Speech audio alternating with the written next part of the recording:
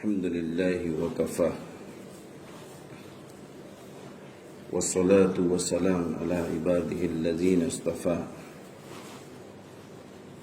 أما بعد أعوذ بالله من الشيطان الرجيم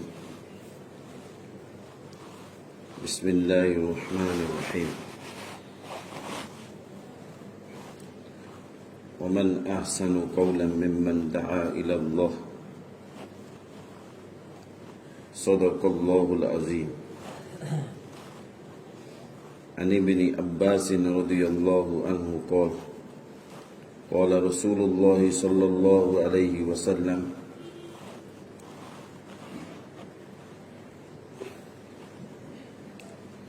ما ظهر الغلول في قوم إلا ألقى الله في قلوبهم الرعب ولا فشع الزنا في قوم إلا كسر فيهم الموت ولا نقص قوم المكيال والميزان إلا قطع عنهم الرزق ولا حكم قوم بغير الحق إلا فشع فيهم الدم ولا خطر قوم بالأهل إلا سلطت عليهم العدو أو كما قال صدق رسول الله صلى الله عليه وسلم الحمد لله Allah subhanahu wa ta'ala ရဲ့ကျေးဇူးတော်နဲ့အလောရှင်မြတ်ကသူတော်စင်တို့ကျွန်တော်တို့အားလုံးကိုမိုးမြတ်လာတဲ့ဂျမာနေ့မှာပထမဦးဆုံး Allah subhanahu wa ta'ala က Allah ရဲ့ဘိုက်တုလာထဲမှာစုယုံခွင့်ကို Allah ချီးမြှင့်တယ်သူတော်စင်တို့ကျွန်တော်တို့အားလုံးကို Allah ရှင်မြတ်ကပထမဦးဆုံး Allah ရဲ့ဘိုက်တုလာထဲကိုလာနိုင်တဲ့ nasiib ကို Allah ချီးမြှင့်တယ်သာသနာအကြောင်းကိုလည်းကျွန်တော်ကိုပြောဆိုခွင့်ပေးတယ်သူတော်စင်တို့အားလုံးကိုလည်းနားထောင်ခွင့်ပေးတယ်ဒါကတော့ Allah subhanahu wa ta'ala ရဲ့ကျေးဇူးတော်ပဲဖြစ်တယ်ကျွန်တော်တို့ဂျမာနေ့ရောက်ပြီဆိုရင်တမန်တော်မြတ်ကြီး sallallahu alayhi wa sallam ရဲ့ hadith တော်ရှိတယ်ဂျမာနေ့ရောက်ပြီဆိုရင် Allah ရှင်မြတ်ကဖရစ်တာတွေအားလုံးကိုတောင်းဝင်တစ်ခုပေးတယ်ဒီဖရစ်တာတွေအားလုံးရဲ့တောင်းဝင်ကဘာလဲဆိုတော့ Allah ရဲ့ဘိုက်တုလာတွေအားလုံးရဲ့တကပောက်မှာနှစ်ယောက်စီရက်မဲ့တောင်းဝင်ကို Allah ရှင်မြတ်ကပေးတယ်ဒီဖရစ်တာတွေအားလုံးကMasjid al-Haram ကနေစပြီးတော့ရှိတမန်ကဘာအစနဲ့အဆုံးမှာရှိတဲ့ Allah ရဲ့ဘိုက်တုလာရဲ့တကပောက်မှာနှစ်ယောက်စီရက်ပြီးပြီဆိုရင် hadith မှာတမန်တော်ပြောတယ်သူတို့စီမှာတဲ့ register စာအုပ်တော့ပါတယ်ဒီဖရစ်တာနဘာကဒီ register စာအုပ်နှုတ်မှာဂျမာနေ့မှာအရင်ဆုံးဗလီလာတဲ့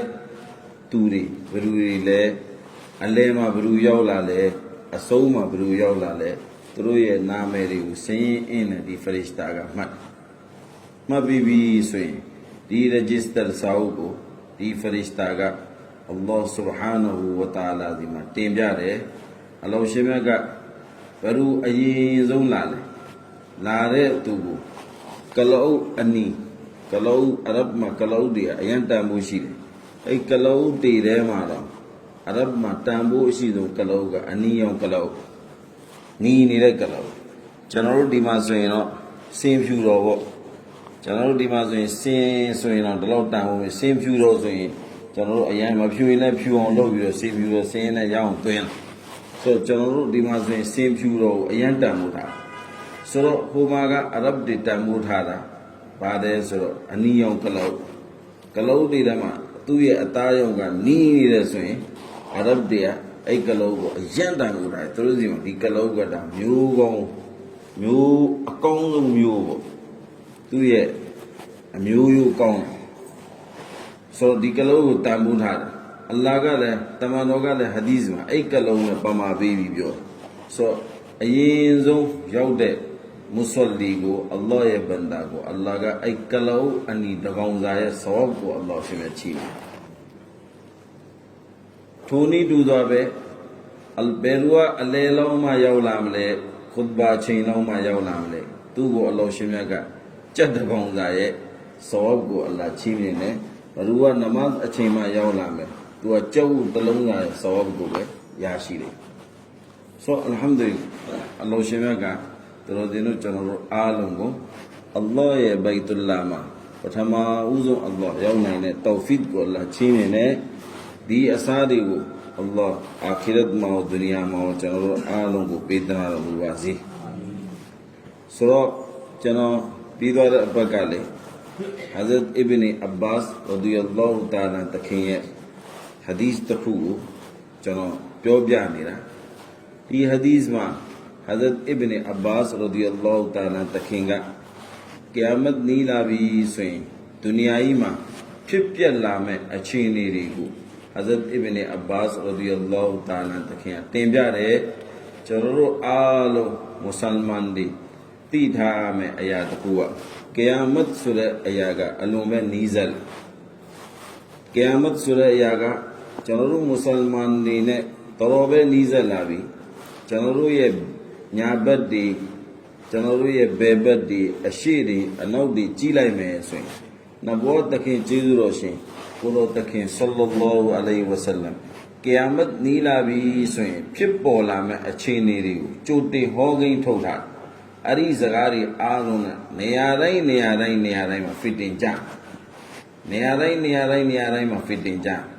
chano ru ye achin ni le ji chano ru aalon asin pi la so yin le chano ru aalon asin ma pi de lu mashi bu chano ru aalon ngwe je asin pi de so yin Channel Chama Yiri, Macono Wu, Wiji or Assembly, Diamond Channel Chama, same view, Kanani, Piare, Kanani, Nare, Kanani, Channel Dini Koni, Manavia Macon, Chama Macon. Chama Maconji Surale, da Biza the Muya. They may visa the Huya. Channel Alongo, Hadith Matamano Pure. They know Along Mada, Kiamat Nila be saying. Naya Ummadia Tatanga, Chausen and Conaseja. The Chausen and Conase, General Nilaya, the Saragatoro, Atashishi Nilaya. Agusen Chausen, Conasera, General Mania, Deoteo, General Chile. These are Tony and Twanide, these and a Twanide, Nasen and Twanide, Naseton and Twanide, Nasan and Twanide. Dear, Kula Gigi Chow, Kula Royal. So chano alo ya achine ya chama ya achine tatan ya achine ari achine Tony du zabe chano alo ya sibwa yi le chano kaung la so yin chano alo ya sibwa yi le ma kaung do bu chano sha la de pasan ni man da mya ma Allah subhanahu wa ta'ala ka barkat so le aya ko yau tain lai de chano sha la de pasan chano ai ma pe lai chano mitazu ri ya nashta bu rong malaw do Chano Midazuri Zebu Mabione, Nasta Bono take a same of you. Zebu so in a way. So daily Piadana Nele, Amiaji, ain't no ye, let Piadana Kanakana Tate, a same of you. Taga Jamai going, Wiji, a same of you, let Piat. So Jamai going, Wiji, a same of you. Takang Wiji, let Shide, Chano Jamai, let Shide. Udo Leve, Chanosima Baba Shule, so say Chanda Mushido. Chano and the long Dama, Allah Kushigo, Matevido, Chano Pio Shrimudi Mashiro. Mayada a Chainama, a Huru Chile, Facebook di Chile, Tito di Chile, Facebook di Chile. Nyari aim. Fitnari Mimi Vido, Nyari aim. O Nanga John D. Nanga, Benia Mama, agent Diam Chano. Alonia said the Pinema, Zulum Pinema, Muslim Pinema. Beniyama, General Ninjamu, Agent Diamugo, General Matuyabu, General Nozo, Jamaila Kone, Siwaila Kone Sing, Allah subhanahu wa ta'ala, General Nalonda Dema, Pushi Sure, Joshua Mugu, Allah got your day like that, Daja, General Siadi, General Kanana Biore, Allah di Mamino Didawa Utao, Aridoa Bale Yalla, Dilo Rosi Bechanobi. Chanda Allah Malovine. Allah Chano Dilo Rosi Baby, အဲ့ဒီရိုစီကိုကျွန်တော်စားပြီးပျော်လဲပျော်ရမယ်ညလည်းအိပ်ပျော်စိတ်လည်းချမ်းသာမယ်ညလည်းအိပ်ပျော်ရမယ်ကျမ်းမာကြီးလည်းကောင်းရလာကျွန်တော်ဒီလိုကောင်းလေးပဲပြီးဒီလိုအိပ်ရလေးပဲပြီးအဲ့ဒီအိပ်ရလေးပေါ်မှာကျွန်တော်ကောင်းလေးတင်တာနဲ့တခါတည်းကျွန်တော်အိပ်ပျော်သွားဆိုကျွန်တော်တို့အခုဒီနေ့စီးစိမ်ကြကြနဲ့ငို့ရအကြီးတွေအခန်းကောင်းကောင်းနဲ့အဲယာကွန်းနဲ့လွတ်ပြီးအိပ်ရင်တော့ကျွန်တော်တို့မျက်လုံးနဲ့အိပ်မပျော်တော့ဘူးတချို့ချို့တွေဆိုရင်ဒီအိတ်ချင်းဆိုတဲ့နေမတ်ကိုရဖို့အများကြီးဆေးတွေတောက်အများကြီးဆေးတွေတောက်ဆိုဆေးတွေတောက်ပြီးမှပဲအိတ်တာတော့အိတ်မပြောတဲ့လူတွေတပုံကြီးရှိဆိုဒါတွေအားလုံးကအလ္လာဟ်ရဲ့နေမတ်တွေ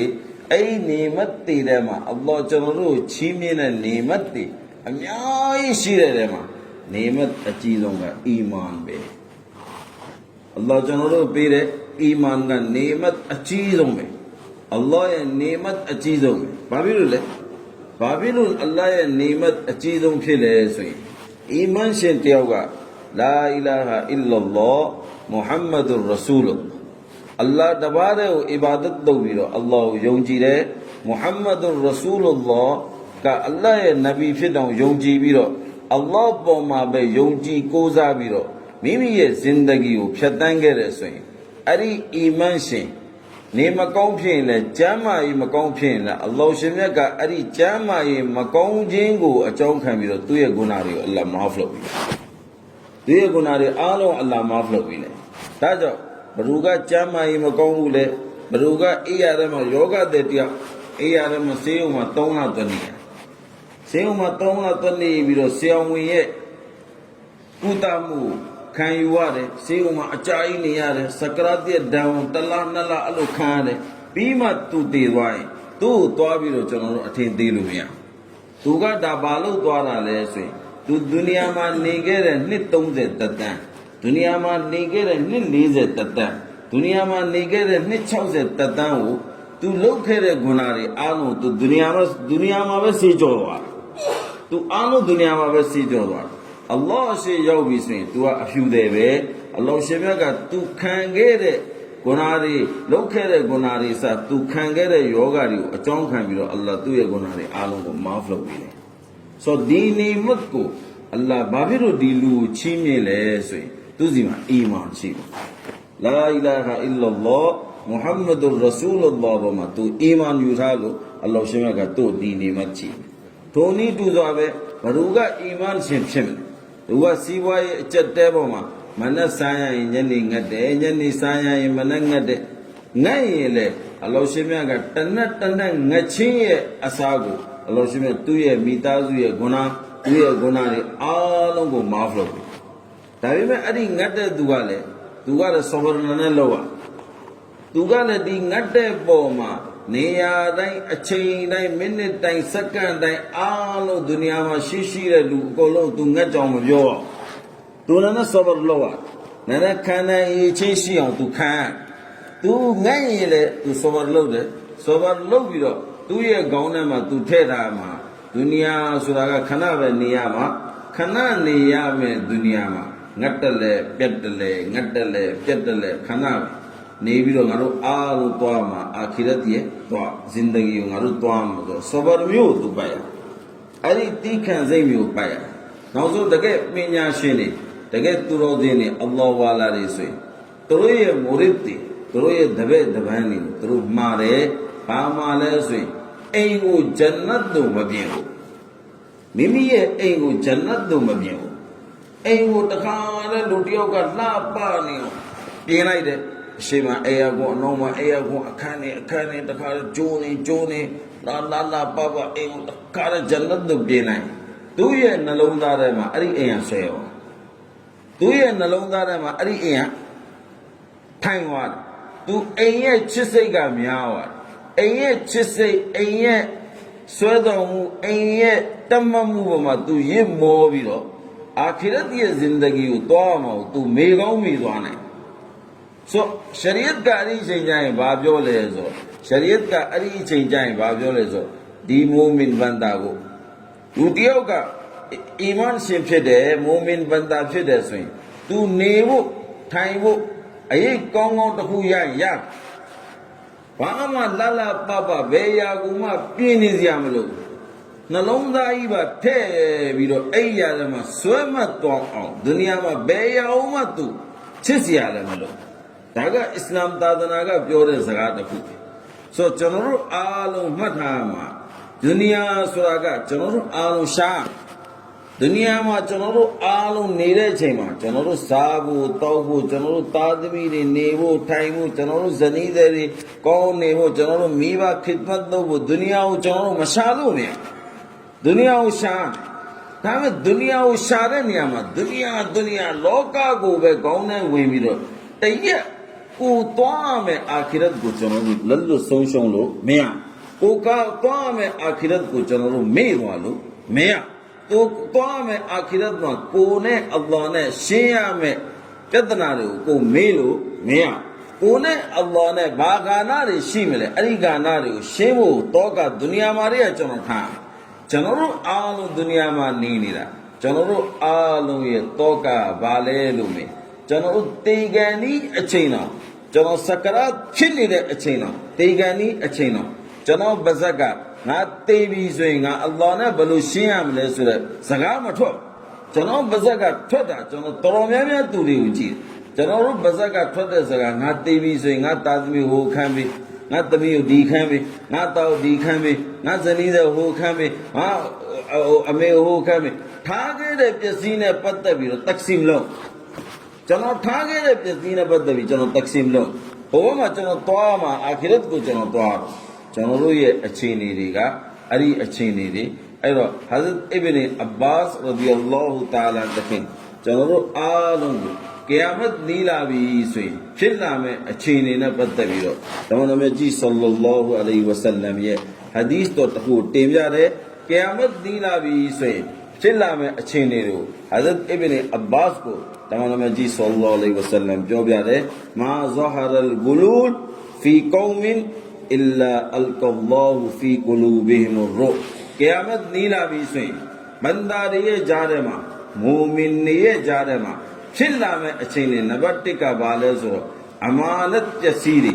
အများပိုင်ပစ္စည်းတွေကိုအားလုံးကမိမိရဲ့စိတ်ကြိုက်တကယ်လို့တုံးဆွဲလာမယ်အဲ့ဒီအချိန်ကြပြီဆိုရင်တမန်တော်ပြောတယ်အီလာအလ်ကလ္လာဟူဖီကူလူဘီဟီမရူအဲ့ဒီအချိန်ကျရင်မွတ်စလမန်တွေရဲ့နှလုံးသားတွေထဲမှာမွတ်စလမန်တွေရဲ့နှလုံးသားတွေထဲမှာအလုံးရှင်မြတ်ကမွတ်စလမန်ရဲ့အရှိန်အဝါကိုဆွဲထုတ်လိုက်အစ္စလာမ်သာသနာရဲ့အရှိန်အဝါကိုအလ္လာဟ်ဆွဲထုတ်ပြီးတော့ကာဖာမုရှရစ်ရဲ့ကြောက်စိတ်တရားကိုမွတ်စလမန်တွေရဲ့ကြားထဲမှာအလ္လာဟ်ရှင်မြတ်ကလွှမ်းမိုးပြီးလိုက်နံပါတ်1တစ်ချက်နံပါတ်2အချက်ကိုဟာဇတ်အစ်ဘင်အဘာစ်တမန်တော်မြတ်ကြီးဆလ္လာလာဟူအလိုင်ဝါဆလမ်ရဲ့ဟာဒီစ်ကိုပြောပြတယ်ဝလာဖရှာအဇ်ဇီနာဖီကောမင်အီလာကဆူရာဖီဟီမုလ်မောတ်မင်းတို့ကြည်တဲ့ကယာမတ်နီးလာပြီဆိုရင်အိမ်တိုင်းလမ်းတိုင်းနေရာတိုင်းအချိန်တိုင်းမိနစ်တိုင်းမင်းတို့ဒုနီယာကြီးကိုကြည့်အဲ့ဒီဒုနီယာကြီးမှာဇင်နာတွေများလာအဲ့ဒီဒုနီယာကြီးမှာဇင်နာတွေများလာလမ်းတွေမှာကြည့်ရင်လည်းအရှက်မရှိတဲ့ပုံစံနဲ့မိမိရဲ့တတန်းကိုဖြတ်တန်းနေတာတွေတွေ့ရမယ်ထိုတိတူစားပဲအိမ်တွေမှာကြည့်နောက်ဆုံးကျွန်တော်တို့အိတ်ထဲကျွန်တော်တို့တစ်ချိန်တော့ကျွန်တော်တို့ငငယ်ကအဇတ်မော်နာဆွာဘီပြောခဲ့ကယာမတ်နီးလာရင်နဲ့ကလာတွေမှတ်တာသူကဆရာကြီးကပြောရင်ကလာပဲပြောကလာတွေမှတ်တာကယာမတ်နီးလာပြီဆိုရင်မင်းတို့အခုအိမ်တွေမှာပဲ TV ရှိတာကယာမတ်နီးလာပြီဆိုရင်မင်းတို့ရဲ့အိတ်ထဲတွေမှာ TV တွေရောက်လာကျွန်တော်တို့ရဲ့ဒီချက်သဘောမပေါက်ဒီအိတ်ထဲမှာ TV ဘယ်လိုရောက်လာအခုတိတ်မှန်တဲ့စကားကျွန်တော်အိတ်ထဲမှာလည်း TV ရှိတာတော်တင်တို့အိတ်ထဲမှာလည်း TV ရှိတာတကယ်ပဲ TV ကျွန်တော်တို့အိတ်ထဲတွေအကုန်လုံးရောက်လာတယ်အဲ့ဒီ TV တွေရောက်လာခြင်းကလည်းကျွန်တော်တို့နောက်ဆုံးဗလီတွေမှာကျွန်တော်တို့ကျောင်းတွေမှာနောက်ဆုံးမုံမြတ်လာတဲ့ဘိုက်တူရဆူလ်တွေဘိုက်တူလာတဲ့ဒီမှာအစကျွန်တော်တို့ဒီမကောင်းတဲ့အရာတွေမကောင်းတဲ့ပုံရိပ်တွေကိုကြည့်ခြင်းကိုကျွန်တော်တို့မရှောင်ရှားနိုင်ဆိုတော့ဟာဒီသ်မှာတမန်တော်ပြောတာဝလာဖရှာအဇ်ဇီနာဖီကောမင်အီလာကဆူရာဖီဟီမုလ်မောတ်ဘယ်ချိန်ဇင်နာရဲ့ပုံရိပ်တွေများလာပြီလေဇင်နာကိုဘယ်ချိန်များများဆဆကျူးလွန်လာပြီလေအီလာကဆူရာဖီဟီမုလ်မောတ်ငါရဲ့အွမ်မတ်ကအဲ့ဒီချိန်အစုလိုက်အပြုံလိုက်တတ်သေးခြင်းတရားနဲ့ရင်ဆိုင်ရမှာကိုမြင်တွေ့ရလိမ့်မယ်တတ်တဲ့လူကလည်း तू ဘာကြောင့်တတ်လဲဆိုတော့ तू မသိဘူးတည်တဲ့လူကလည်းငါဘာကြောင့်တည်သွားရလဲဆိုတော့ तू မသိ အဲ့ဒီအချိန်နဲ့ငါရဲ့အွမ်မတ်ကရင်ဆိုင်ရလိမ့်မယ်ထိုနည်းတူစွာပဲဟာဇတ်အစ်ဘင်အဘာဆုံးပါတယ်တမန်တော်ကြီးဆလ္လာလဟ်အလိုင်းဝါဆလမ်ရဲ့ဟာဒီသ်ကိုယူလာတဲ့ဝလာနကဆာကောမုလ်မကီယာလဝလ်မီဇန်ဝလာနကဆာကောမုလ်မကီယာလဝလ်မီဇန်လူတွေအားလုံးမူအာမလတ်ဆိုတဲ့စီးပွားရေးကိုလုပ်လိုက်အဲ့ဒီစီးပွားရေးကိုလုပ်နေတဲ့အချိန်မှာချိန်တွယ်တဲ့လူတွေကမိမိရဲ့ချိန်ဝင်ကိုခိုးနေထိုနည်းတူစွာပဲအယောင်းဝယ်လုပ်တဲ့လူတွေကမိမိရဲ့ပစ္စည်းတစိမ့်တွေကိုပြောင်းပြီးတော့ဂျင်းထဲနေအားလုံးလိမ်လည်လိုက်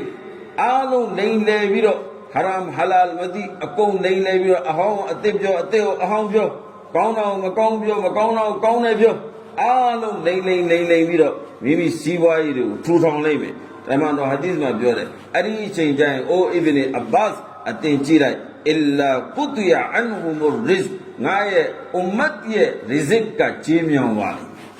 ငါရဲ့အွမ်မတ်ရဲ့ရီဇစ်ကကျင်းမြောင်းသွားတယ်တကယ်ပဲကျွန်တော်တို့အခုအချိန်နေကြည့်ကျွန်တော်တို့ရဲ့ရီဇစ်ကတဖြည်းဖြည်းကျင်းမြောင်းလာတယ်ကျွန်တော်တို့အရင်တော့ပတ်စံ1000ပိုင်အားလုံးဝယ်လို့ရတယ်အခု1000ပိုင်မွေးငါတော့မနဲ့ဝယ်ရတယ်အကျော်နဲ့နှစ်ပွဲလောက်ဆိုရင်1000ပြုတ်ရင်ပြုတ်သွားကျွန်တော်တို့ရီဇစ်ကတဖြည်းဖြည်းကျင်းမြောင်းလာတယ်ထိုနည်းတူစွာပဲဟာဇတ်အစ်ဘင်အဘာစ်တမန်တော်ကြီးဆလ္လာလဟ်အလိုင်းဝါဆလမ်ရဲ့ဟာဒီသ်ကိုယူလာပြီးဆုံးမပြတဲ့ဝလာဟကမကောမွန်ဘီဂိုင်လ်ဟက်အီလာဖရှာဖီဟီမုဒ်ဒမ်အလ္လာဟ်ကအဲ့ဒီအချိန်လေးရောက်ပြီးဆိုရင်ဝလာဟကမကောမွန်ဘီဂိုင်လ်ဟက်ကျွန်တော်တို့ရဲ့ခေါင်းပေါ်မှာအင်ဆာဖ်မရှိတဲ့ဘယင်ကိုအလောရှင်မြတ်ကအဲ့ဒီအချိန်ချီးမြှင့်လိုက်မယ်အဲ့ဒီဘယင်ကကျွန်တော်တို့ကိုအုပ်ချုပ်ဘယင်ဆိုတာကဒီနေရာမှာအကုန်လုံးဖြစ်နိုင်တယ်နိုင်ငံအုပ်ချုပ်တဲ့ဘယင်လည်းဖြစ်နိုင်တယ်လို့နေရာတိုင်းမှာဦးစီးဦးညာလုပ်တဲ့လူတွေအကုန်လုံးလည်းဖြစ်နိုင်ကျွန်တော်တို့ရဲ့ကောင်းမှာကျွန်တော်တို့ဦးစီးလုပ်တဲ့လူတွေကဘီဂိုင်းတွေဟက်နာဟက်တွေလုပ်လာမယ်မတရားမှုတွေလုပ်လာမယ်အဲ့ချိန်ကြပြီဆိုရင်ဖရှာအဖီဟီမုဒ်ဒမ်သွေးကြောင်စီးတဲ့အဖြစ်အပျက်တွေအွမ်မတ်ထဲမှာဖြစ်လာသွေးကြောင်စီးတဲ့အဖြစ်အပျက်တွေအွမ်မတ်ထဲမှာဖြစ်လာထိုနည်းတူစွာပဲဝလာခတရကောမွန်ဘီလ်အာအီလာဆုလီတအလိုင်ဟီမုလ်အဒူငါတမန်တော်ကြီးဆလ္လာလဟ်အလိုင်းဝါဆလမ်ရဲ့ဟာဒီသ်ကိုဟာဇတ်အစ်ဘင်အဘာစ်နောက်ဆုံးအချက်ကိုပြောပြတယ်မုံအွမ်မတ်ထဲမှာဘာဖြစ်လာမလဲဆိုရင်ဝလာခတရကောမွန်ဘီလ်အာအွမ်မတ်ကမွတ်စလမန်တို့ကဂရီမတီတော့ကာဖာဂရီတီမွတ်စလမန်ဂရီမတီတော့ကလာလိမ့်ပြီဆိုရင်အင်ရှာအလ္လာဟ်သုံးပြီလိမ့်လိမ့်ကလာလိမ့်ပြီဆိုရင်အင်ရှာအလ္လာဟ်သုံးပြီပဲဒီနေ့အင်ရှာအလ္လာဟ်ကျွန်တော်လောက်လာမှာသူတို့ခင်ဗျားဘာမှမပူနိုင်မှာလည်းပြန်ကျွန်တော်တရားပေးမှာလောက်လာဆိုတော့ဂရီနဲ့လှုပ်ထားတဲ့အလုပ်တွေအားလုံးကိုဘေးဝဖာလုပ်ဂရီမတီးတော့ဆိုတော့ကျွန်တော်တို့ဒီနေ့လုပ်နေတဲ့အလုပ်တွေတော်တော်များများဂရီတီးကြည့်ဖို့မရှိဟာဂျီဆပ်လည်းဟတ်သွားရင်အကျွေးနဲ့သွားဟာဂျီဆပ်လည်းဟတ်သွားရင်အကျွေးနဲ့သွားအကျွေးတွေအများကြီးထားခဲ့ပြီးတော့ဟတ်သွားဟတ်ကပြန်လာကိုဟာဂျီဆပ်ကဘာလို့လဲဆိုတော့သူအကျွေးယူထားတဲ့အကျွေးရှင်စီကိုသွားပြီးတော့ခမရအကျွေးကျွန်တော်သိန်းနေရယူထားတယ်နော်ဟာဂျီဆပ်ကပြောအကျွေးရှင်ဟာအလ်ဟမ်ဒူလ လာအခုဆက်ဖို့လားခင်ဗျအရင်ပြကျွန်တော်စာအုပ်ပြ list ပြဟိုဟာဂျီဆပ်ကဟိုဘန်ကအကျွေးချီထားတဲ့ဘန်စာအုပ်ကိုလှန်ပြီးပြခင်ဗျဘယ်နေ့ကဘယ်လောက်ယူတာသူပြောတယ်ဒီဟာဂျီဆပ်ကအဲ့ဒီကျွန်တော်နာမည်ဒီအရှိမဟာဂျီရေးပြီးတဲ့လောလောဆယ်စပ်ဖို့မဟုတ်ဘူးကျွန်တော်နာမည်အရှိမဟာဂျီတွေအကုန်လုံးရေးပြီးအခုကျွန်တော်ဟတ်ဖတ်ပြီလားအကျွေးဆက်ဖို့နေတာကျွန်တော်တို့သူများရဲ့ဂရီပေးပြီးတော့ကျွန်တော်တောင်းဝင်ယူမှုလည်းမရှိတော့တောင်းဝင်ခံမှုလည်းမရှိတော့အဲ့တော့ဘာဖြစ်လာလဲဆိုတော့မွတ်စလမန်ကိုတွေ့တစ်ချိန်တော့မွတ်စလမန်ကိုတွေ့အစ္စလာမ်ဖြစ်ခြင်းဒါပေမဲ့အခုမွတ်စလမန်ကိုတွေ့ကာဖာကယွန်ဘာဖြစ်လို့ဂရီမှမတည်တော့ကာဖာကယွန်ဆိုတော့ဒါဝါဒီမှာတမန်တော်ပြောတာဝလာခတရကောမွန်ဘီလ်အာဘယ်ချိန်မှမွတ်စလမန်ကဂရီမတည်တော့ဘူးလေအီလာဆုလီတအလိုင်ဟီမုလ်အဒူငါရဲ့အွမ်မတ်ထဲမှာတယောက်နဲ့တယောက်ရန်ညှိုးမှုတွေငါရဲ့အွမ်မတ်ကိုရန်သူလို့သဘောထားမဲ့လူတွေများပြားလာတယ်မွတ်စလမန်ကရန်သူဖြစ်သွားအားလုံးဘာသာတွေကတစုတစည်းနဲ့ဖြစ်သွားမယ်မွတ်စလမန်ကအားလုံးဘာသာတွေရဲ့ရန်သူဖြစ်သွားတယ်အဲ့ဒီအချိန်ကျအားလုံးကမွတ်စလမန်ကိုတိုက်တယ်ဆိုတော့အဲ့ဒီအခြေအနေမျိုးကိုရောက်သွားမယ်အလောရှင်မြတ်သူတော်စင်တို့ကျွန်တော်တို့အားလုံးကိုလိုင်းနာကျင့်သုံးနိုင်တဲ့တောဖစ်ချင်းမြင့်ပေးသနာတော်မူပါစေ ကျွန်တော်အခုတင်ပြတဲ့ hadith က Rawahul Malik Imam Malik Muwatta Imam Malik ဆိုတဲ့ကျမ်းမှာပါတယ်ကျွန်တော်ဒီ Khuda ki Qasam hadith မှာပါတယ်စကားတင်ပြဘလို့မှာဖဲကျင်တာလည်းမရှိဘူးကျုံးကျင်တာလည်းမရှိဘူး hadith မှာပါရှိတယ်ကျွန်တော်အဲ့ဒီဥစ္စာကိုတင်ပြတာအကယ်အားလုံးနဲ့ဒီဟာကအငဝင်ခွင်ကြဖြစ်ခဲ့တယ်ဆိုရင်လည်းကျွန်တော်တို့မားနေတာဒီအားလုံးကိုအလ္လာဟ်ပြင်နိုင်တဲ့တောဖီချီးမြှင့်ပေးသနာတော်မူပါစေဝါခိရ်ဒါဝါနာအလ်ဟမ်ဒူလ illah ရဘ်ဘီလ်အာလမင်